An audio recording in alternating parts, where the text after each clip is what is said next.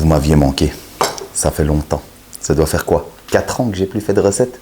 Ça fait plaisir de vous retrouver. On se retrouve pour cette recette.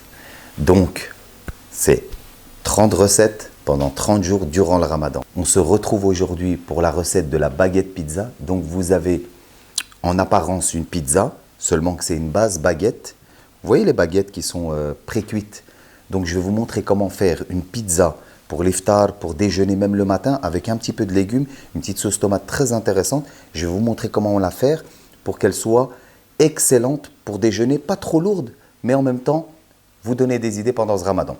Et donc, pour ça, on a besoin de sauce tomate liquide, de thym, d'origan, basilic frais qu'on va venir hacher ici.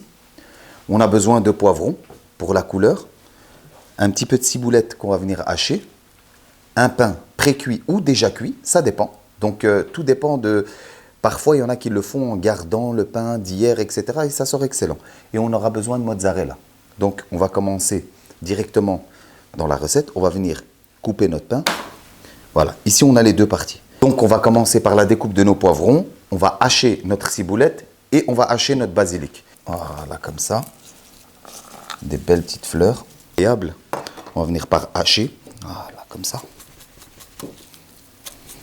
Et tout ce qu'on va hacher, on va le rajouter. On ne va pas en mettre trop parce qu'il ne faudrait pas que le goût de la ciboulette prenne trop le dessus. Tout ce qu'on va hacher, on va venir le mettre dans la sauce tomate liquide. La sauce tomate liquide, je rappelle les amis, c'est une sauce tomate liquide neutre. J'en profite ici pour remercier. Vous avez pu remarquer toutes les épices que vous avez autour de vous. Donc ici, toutes les épices différentes, en sachet, en bocal. Ici aussi, on a des sauces. Et ça, c'est mon partenaire de toujours, vous l'avez reconnu. C'est Bourza, Mia Trading. Donc, pour la plupart d'entre vous, vous m'avez connu avec la recette du thé. D'ailleurs, dites-moi en commentaire avec quelle recette vous m'avez connu. Ça m'intéresserait. Ça fait tellement longtemps que je ne vous ai pas lu. Donc, on va venir ici garder quelques petites feuilles ici de côté pour les mettre au-dessus. On va prendre nos feuilles, mais on va venir les hacher également. On va les hacher le maximum et on va venir le mélanger dans notre sauce. C'est très très important parce que notre sauce, après j'ai un petit secret. J'ai un petit secret, je vais vous la donner. On va venir prendre ici une petite pincée de thym, pas trop, n'oubliez pas. Pour le thym et l'origan, on prend la pincée, on le met dans la paume de la main et avec ce côté-là, on va venir hacher. On va venir l'écraser, le rendre poudreux parce que tout ce qui est épices secs, malheureusement, ça ne se dissout pas avec la chaleur. Donc, regardez, ici, vous avez, c'est haché. On va le voir plus simplement avec l'origan. On va faire la même chose avec l'origan ici. On va venir l'écraser, le moudre. On va le rendre moulu. Et donc, il y aura une meilleure consistance. Et après, ça sera beaucoup plus homogène. Si tu veux te rapprocher de Gianni pour leur montrer comment c'est devenu. Là, c'est devenu une poudre. Et on va venir le mettre dans notre mélange. Alors, mon petit secret. Pour avoir un côté sucré. Et je vais rajouter l'équivalent d'une cuillère. Je reviens à ça d'abord. Pour l'équivalent de la sauce tomate, c'est de la sauce tomate liquide. C'est vous et combien vous voulez faire. Donc, il n'y a pas vraiment de grammage pour ça. Si vous voulez faire beaucoup parce que vous avez beaucoup d'invités, vous faites beaucoup. Vous prenez 500 grammes, par exemple, de tomates liquides, mais il n'y a pas vraiment de grammage. C'est, comme on dit en arabe, aynek ou mizanek, c'est-à-dire ton œil et ton pèse, gramme, n'importe quoi. Bref, on va venir ici. Ce que moi, je vais rajouter, ça va être de la curry ketchup. Ça a un côté sucré et ça a un côté barbecue, comme je vous disais. Et nous, on va venir rajouter ici l'équivalent d'une cuillère à soupe de curry ketchup. Et on va mélanger le tout. Ça va retirer dans un premier temps l'acidité du mélange, de la sauce tomate. Ça va venir relever un petit peu en sucre et ça va créer une sauce tomate parfaite pour notre plat. Et on va venir mélanger le tout. Tu peux venir ici. Voilà, on voit bien que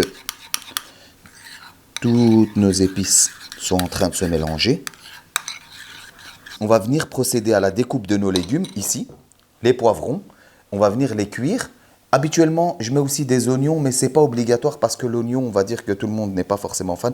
L'idée, c'est vraiment de récupérer le goût du poivron. Donc ici, une fois que notre sauce elle est prête, on va venir la déposer, la réserver.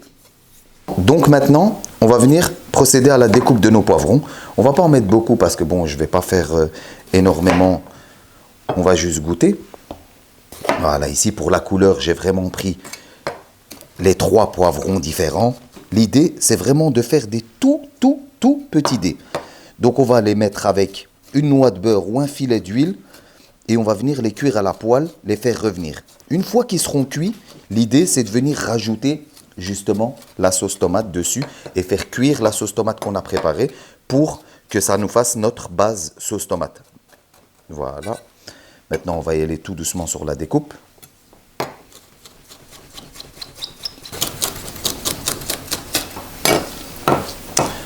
Voilà, on voit bien ici. Donc on a le mélange des couleurs. On va venir mettre une noix de beurre dans une poêle et on va venir le cuire. On va même pas saler, poivrer.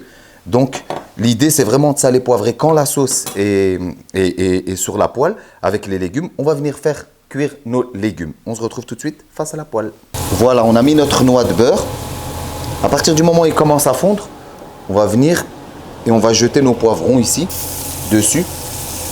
Et on va les faire sauter, on va les faire revenir justement, afin qu'ils cuisent bien. Et une fois qu'on va voir que la cuisson est bonne, bah à ce moment-là, on rajoute notre sauce tomate.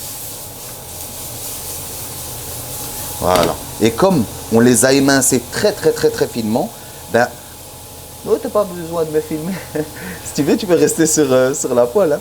Donc je disais, comme on les a émincés bien finement, en fait, l'idée c'est que ça vienne cuire très rapidement. Et c'est ça qui est intéressant dans le fait de les... Et puis même, avoir un gros morceau de poivron dans une baguette pizza, c'est pas ouf. Pendant le temps qu'on est en train de faire cuire nos poivrons et qu'on fait cuire justement la sauce tomate qu'on va rajouter, on préchauffe notre four à 175, donc 175 pour les Belges, 175 pour les Français, à 175 degrés. 175 degrés pour que les Belges ne me disent pas, espèce de vendu, t'as pas dit 175. Donc, on cuit nos poivrons, on préchauffe notre four, parce qu'une fois que c'est fini, on va venir le dresser sur notre pain baguette, on va rajouter notre fromage, mais ça, il y a quand même quelques explications que je dois avoir avec vous. Donc, on préchauffe déjà notre four à 175 degrés, 175 degrés. Voilà, maintenant, nos poivrons cuits très vite, hein, vous voyez, c'est déjà cuit. Donc, ce qu'on va faire, c'est qu'on va venir et qu'on va rajouter notre sauce tomate par-dessus et on va laisser réduire. On va laisser réduire notre sauce tomate. N'oubliez pas une chose, la sauce tomate, essayez de ne pas la cuire à feu fort, mais plutôt à feu moyen parce que ça cuit très vite. Et après, ça fait des petites explosions, des petites bulles, on les voit déjà juste par la chaleur de la poêle. Donc ici, on va saler, poivrer. À convenance, vous goûtez à partir du moment où c'est assez salé pour vous et assez poivré. À ce moment-là, vous laissez réduire un maximum. Je vous montre quand il faut la retirer et on la réserve directement dans un plat pour pouvoir dresser notre pizza baguette. Voilà. Là maintenant, tu peux te rapprocher, Gianni? À partir du moment où tu vois des petites bulles comme ça qui vont te montrer le fond de la poêle, des bulles bien consistantes qui se forment, ça veut dire que ta sauce tomate elle est cuite. Moi, j'ai salé, poivré, vous voyez. Regardez comment elle est devenue épaisse, comment elle s'est épaissie avec la réduction. La réduction, donc toute la vapeur que vous voyez, c'est l'eau qui est en train de s'évaporer et donc il reste que le concentré et donc forcément elle réduit. Et ça s'appelle d'ailleurs réduire une sauce. Donc voilà, ici, je ne sais pas si on voit bien ici. On voit bien, Gianni? Ouais. Voilà, ici notre sauce elle est épaisse, donc parfaite pour une sauce pizza. On va la réserver dans un ramequin ou dans un bol ou peu importe. Et on va venir dresser notre pain baguette. Voilà, on a récupéré notre sauce tomate. Vous voyez, hein, on partait d'une base très liquide. Là, elle est plus du tout liquide. C'est pas la vraie sauce tomate pour les pizzas, les amis, hein, parce que là, je vous donnerai dans une recette, Inch'Allah, tu peux me montrer si tu veux. Je vous donnerai, Inch'Allah, dans une des recettes, je vous donnerai la sauce tomate pour la vraie sauce tomate pour pizza et c'est pas ça. Mais ça fonctionne très bien. Donc maintenant qu'on a récupéré notre sauce tomate, on a notre pain baguette, donc on avait dit qu'il était pré-cuit. À partir de ce moment-là, on va chercher à cuire le pain au four. Donc 165 degrés, 175 degrés. Et ce qu'on va faire avec la sauce tomate ici, c'est qu'on va venir juste la mettre ici au-dessus. Donc elle est déjà cuite. On va venir la mettre au-dessus. Et on va venir simplement étaler comme si on venait chercher à étaler sur une pizza. De la même façon. C'est-à-dire que on change notre mindset, on change notre façon de voir les choses. Et cette baguette, c'est plus une baguette, c'est une pâte à pizza. Donc on va venir travailler comme si c'était justement une pâte à pizza. On évite les coins parce que ça crame plus vite. Les coins, que ça soit dans une vraie pizza ou peu importe, à partir du moment où on vient avec une base sauce tomate, on essaye d'éviter les coins. Voilà, une fois qu'on a fait ça, on va venir généreusement, et ça, c'est là où ça se joue. On va venir déposer ici la mozzarella. Au départ, on va venir la déposer au milieu. Donc comme ça, on fait comme ça, on la dépose au milieu. Et comme pour une vraie pizza, on va venir l'étaler tout en poussant la sauce tomate. C'est ce qu'on fait. Donc ici, on va venir avec les doigts et on va écarter la sauce tomate et écarter aussi donc la mozzarella. Une fois que ça c'est fait, on va venir mettre l'épice de la pizza. C'est quoi? Qu'est-ce qui est appelé épice pour pizza? En vrai, c'est l'origan. Donc l'odeur que vous sentez quand vous allez dans une pizzeria ou que vous sentez la pizza, c'est uniquement l'origan cuit. Donc la même chose, on va refaire la même chose, on va prendre, on va mouler, on va moudre entre nos doigts, entre nos mains, comme ça, et on va venir la mettre ici au-dessus, on va saupoudrer d'origan. Voilà. Je vous avais dit qu'on devait réserver de la basilic. Ici, ce qu'on va faire, c'est qu'on va venir la couper en 4, pas trop, et on va venir la déposer par petites feuilles, ici au-dessus, comme ça. Vous ne vous rendez pas encore compte du résultat que vous allez avoir, mais... Et sincèrement, en toute sincérité, hein, en termes de goût, c'est compliqué de ne pas pouvoir la comparer à une vraie pizza. Mais vraiment très compliqué. Puis juste l'odeur que je suis en train de sentir, c'est incroyable. On rentre au four à 175 degrés, donc on avait préchauffé notre four. Et on se retrouve juste après pour le résultat final. Instant promo, pendant la cuisson, je vous rappelle de vous abonner à tous mes réseaux sociaux.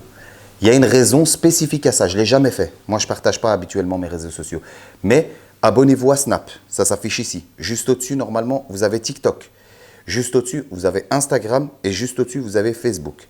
Il faut que vous sachiez que chaque réseau social aura ses concepts, des petites vidéos avec des voix off, juste avec de la musique et des recettes spécifiques à chaque réseau social. Et surtout, laissez un commentaire sur cette vidéo, laissez un like, c'est très important pour le référencement, pour que d'autres personnes qui ont besoin de recettes puissent nous découvrir grâce à vous. Abonnez-vous, mettez la cloche et n'oubliez pas de me soutenir un peu partout parce que c'est très important, en tout cas si vous êtes féru de recettes de cuisine. On se retrouve tout de suite pour le résultat. Voilà, on a récupéré les pizzas baguettes. Tu peux venir les montrer, Johnny. On va venir les découper comme ça. On va les placer sur notre assiette. Regardez-moi ça. On a préparé un peu de basilic. On a préparé un peu de roquette.